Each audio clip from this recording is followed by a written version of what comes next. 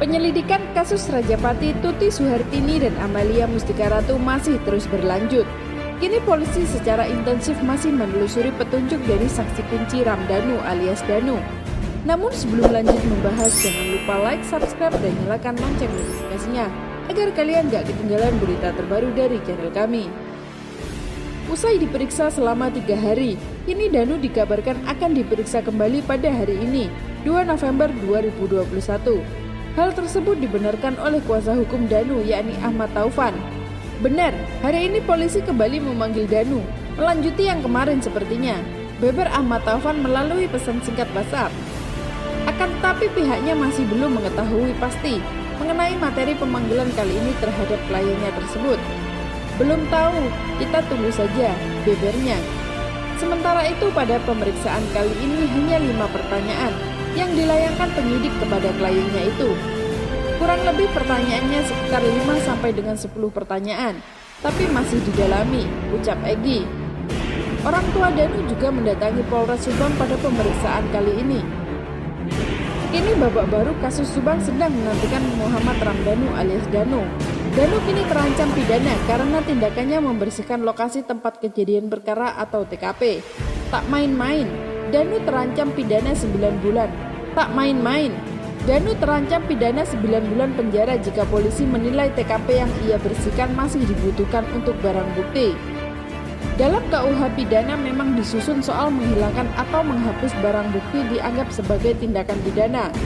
Danu sendiri merupakan keponakan dari Tuti Suhartini, korban yang meninggal kasus pembunuhan ibu dan anak di Subang pada 18 Agustus silam. Menyinggung kasus Rajapati yang melenyapkan nyawa ibu dan anak, Danu masih menyandang status sebagai saksi. Terakhir ia dipanggil ke kantor polisi untuk dimintai penjelasan pada hari Senin 1 November 2021.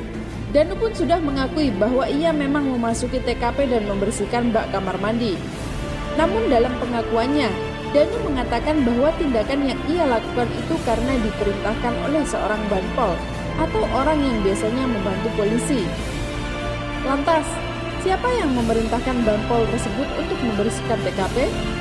Inisiatif atau ada yang menyuruh? Sampai detik ini belum diketahui jawaban dari polisi. TKP kasus Subang itu pun dipasangi garis polisi.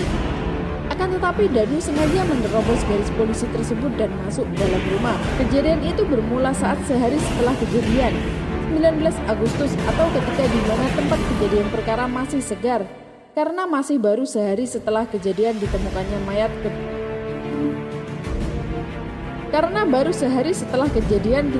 kedua mayat tersebut. Ketika itu Danu diminta Yoris, anak Tuti, untuk mengawasi lokasi kejadian di sekitaran SMA di Jalan Cagak.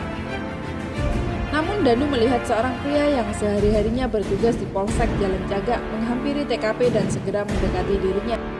Pria tersebut rupanya petugas dari banpol yang menyuruh dirinya untuk membersihkan bak mandi yang berada di TKP. Hal tersebut diterangkan oleh kuasa hukum Danu, Ahmad Taufan. Sebagai barang bukti, bahkan Danu sempat mengambil foto wajah oknum yang sempat memasuki TKP tersebut. Sempat foto juga Danu, foto oknumnya dan menghampiri beliau gitu, ucapnya. Menurut penjelasan Danu, oknum tersebut membuka pintu dengan kunci yang dibawanya. Dari penjelasan yang disampaikan, kuasa hukum Danu mengatakan mengenal oknum tersebut. Kalau dalam pernyataan Danu tadi mengenal ya, beber Ahmad Taufan. Ia pun meminta agar polisi menguak tentang siapa yang mengajak dan menyuruh Danu masuk ke TKP dan membersihkan TKP. Danu dan petugas banpol tersebut bisa dijerat dengan sanksi pidana tindakan Danu dan banpol yang memasuki TKP. Danu dan petugas banpol tersebut bisa dijerat dengan sanksi pidana. Tindakan Danu dan banpol yang memasuki TKP dalam kasus ini masih dibutuhkan oleh polisi. Danu dan petugas banpol tersebut bisa dijerat dengan sanksi pidana. Tindakan Danu dan banpol yang memasuki TKP dalam kasus ini yang masih dibutuhkan oleh polisi dalam pencarian barang bukti bisa jadi pidana apabila tujuan memasuki TKP tersebut untuk melenyapkan barang bukti. KUH pidana menetapkan penghilangan atau penghapus barang bukti dianggap sebagai perbuatan pidana, seperti yang diatur di pasal 221 ayat 2 KUH pidana. Sekian informasi Subang kali ini, semoga bermanfaat. Terima kasih sudah menonton video kami dan sampai jumpa di video selanjutnya.